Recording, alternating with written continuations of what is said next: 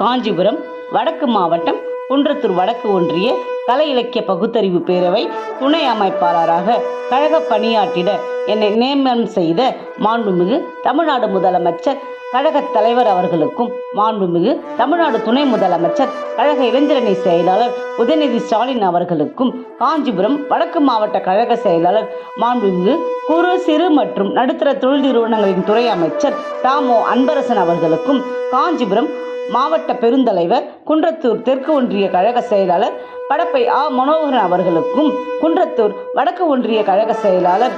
வந்தே மாதரம் அவர்களுக்கும், பரிந்துரை செய்த கோவூர் ஊராட்சி மன்ற தலைவர் கிளைக்கழக